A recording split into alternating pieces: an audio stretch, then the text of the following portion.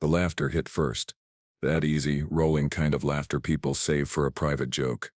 It was coming from the head table, from my daughter's new husband, and every guest close enough to hear him. I just set down the champagne flute in front of him.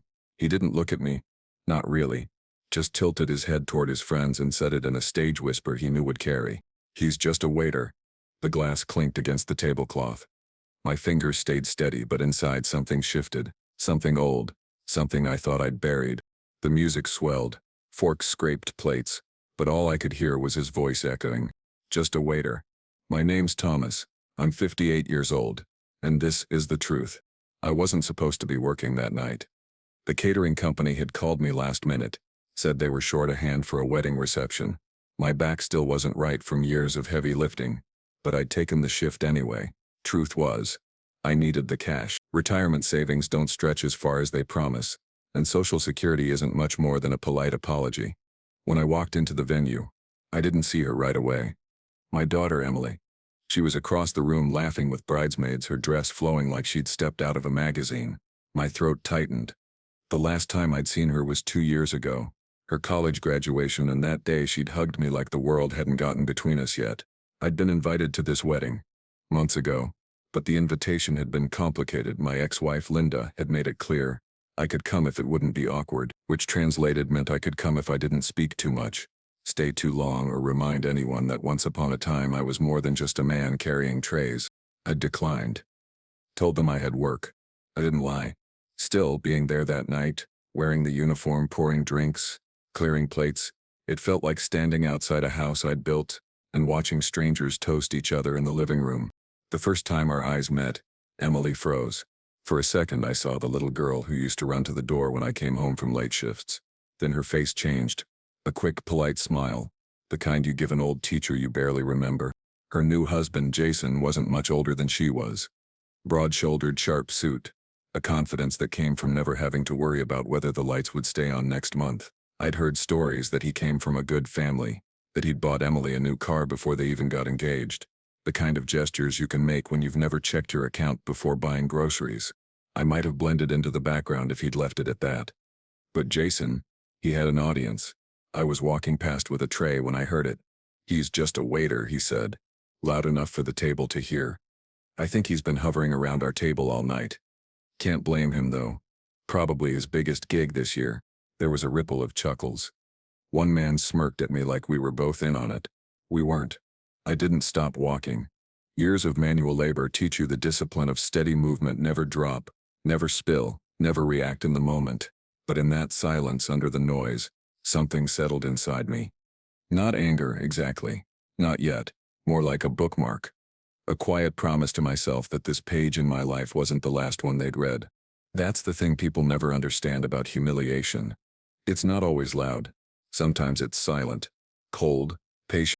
I kept working, kept pouring wine, refilling water, smiling at strangers who didn't know they were smiling at the father of the bride. But my mind wasn't on the plates or the glasses anymore.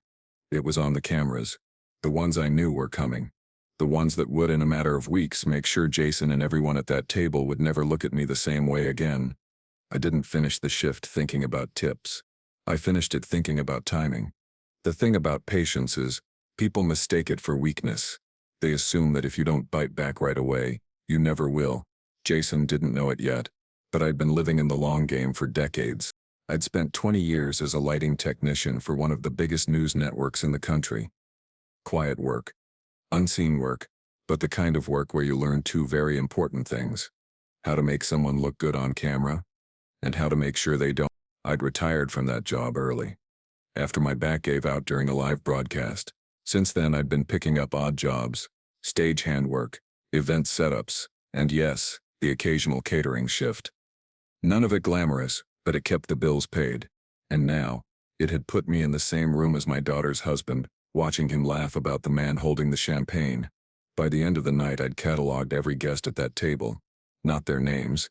I didn't need those yet. But their faces, their voices, the way they'd looked away or smirked when he said it. I wasn't planning on confronting anyone then and there. That would have been too easy, too forgettable. No, I wanted something slower, something permanent. 2 weeks later, the opportunity landed in my lap. One of my old contacts from the network called, a producer I'd worked with for years. She said they were doing a special on everyday American heroes, the kind of fluff piece they air during sweeps week. We're featuring a retired tech who saved an entire live broadcast during a power outage. That's you, right? It was. A long time ago. I'd rerouted an entire studio feed in 90 seconds during a backup. Kept the broadcast alive without the audience knowing anything had gone wrong. Back then it was just my job. Now it was a story. I agreed. Not because I needed the recognition, but because I understood something about televised interviews. They don't just capture your words. They capture your face, your presence.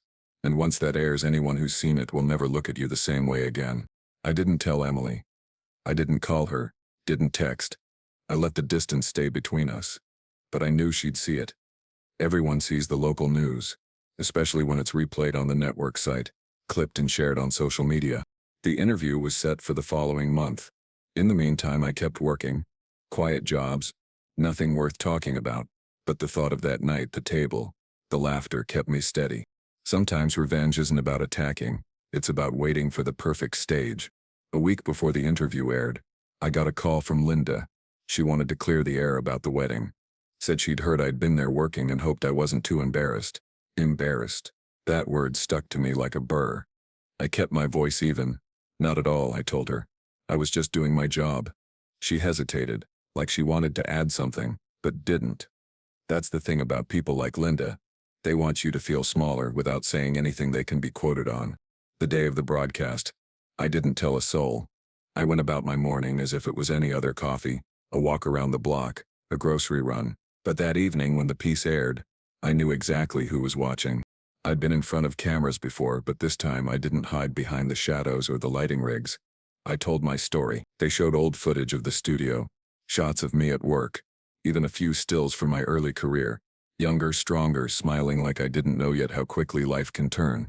The segment closed with a shot of me now, standing in the same studio, hand resting on the equipment I'd once kept running under fire. The anchor called me one of the quiet backbones of American television. I went to bed without checking my phone. The next morning the missed calls were already there. Emily. Twice. A number I didn't recognize, but I knew it was Jason. I didn't call back. Not yet, because I knew this was just the first ripple. The real wave hadn't hit the shore. By noon the ripple had become a current. I was at the hardware store picking up sandpaper when a stranger stopped me in the aisle. "Hey, you're the guy from TV, right? The one who kept the news on air during that blackout?" I nodded, gave the small polite smile I'd practiced back when cameras were still part of my job. The man shook my hand, told me his father used to be an electrician, said it was good to see hard work recognized. It was a small moment, but moments have a way of stacking up.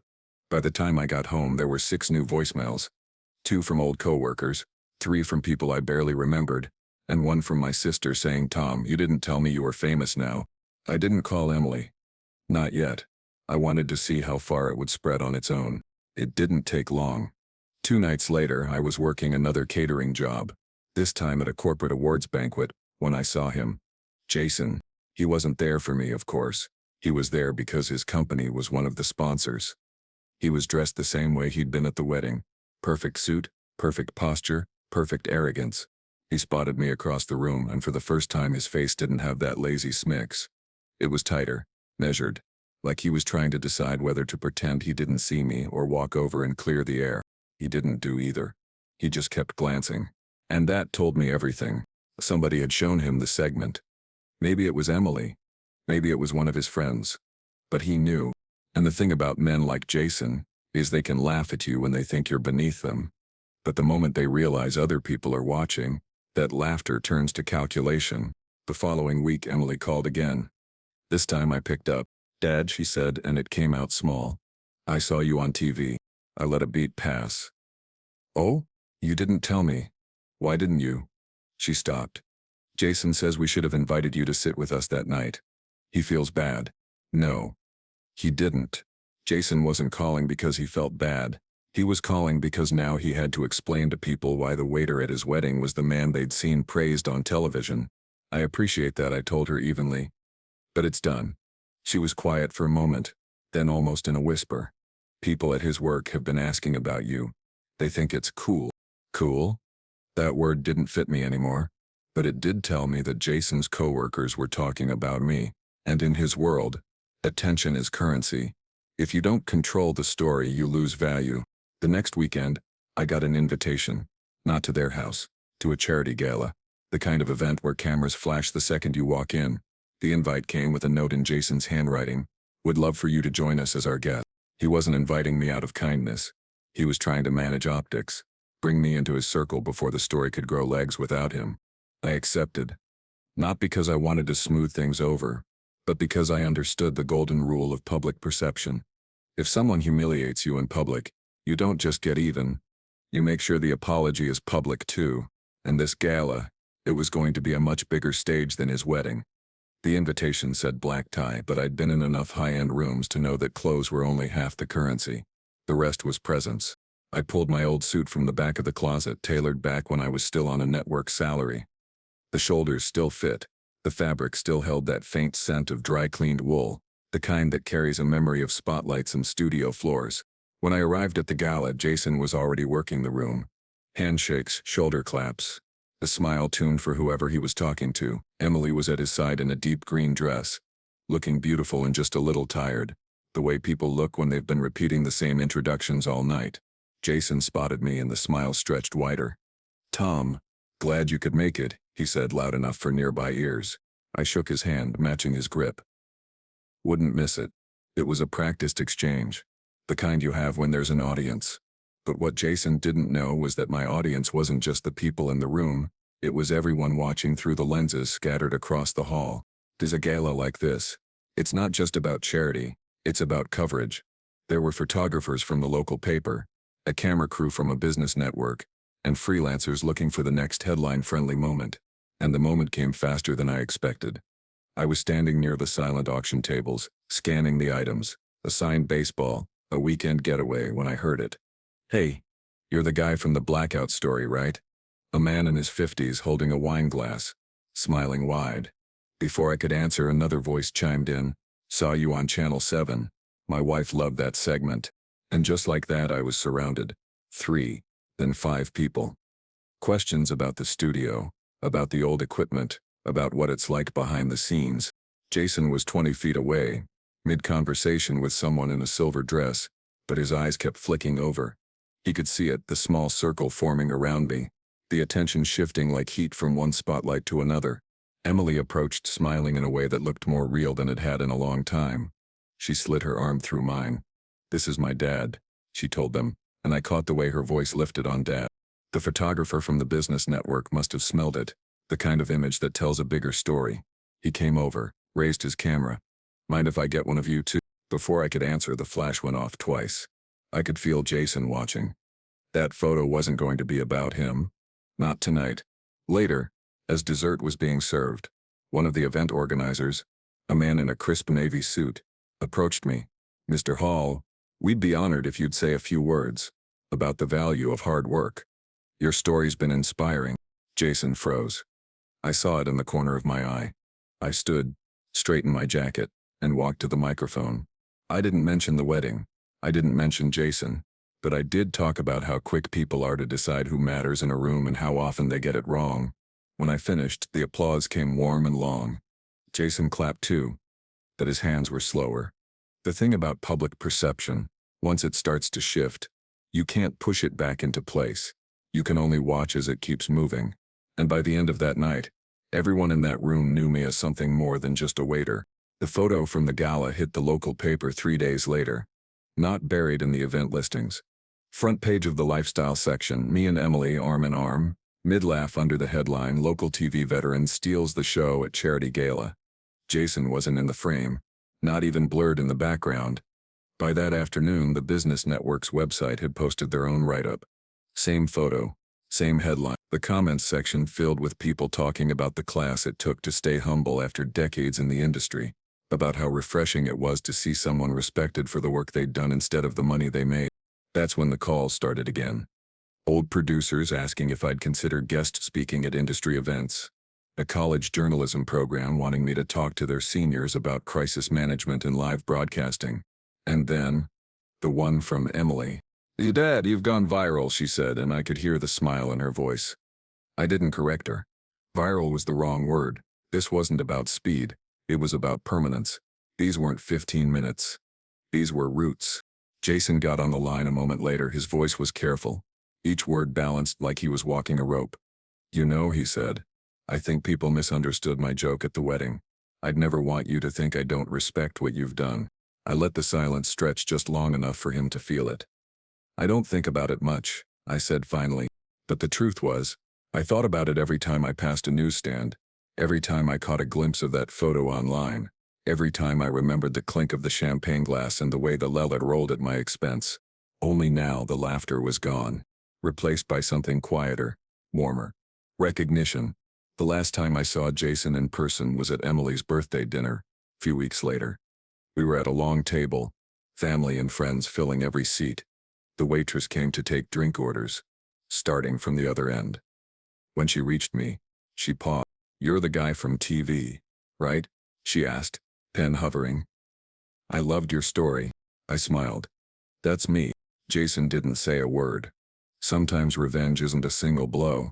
It's a mirror you hold up until the other person can't stand the reflection. I still can't decide if walking away from that wedding table was strength or cowardice. But I know this. Some people call what happened justice.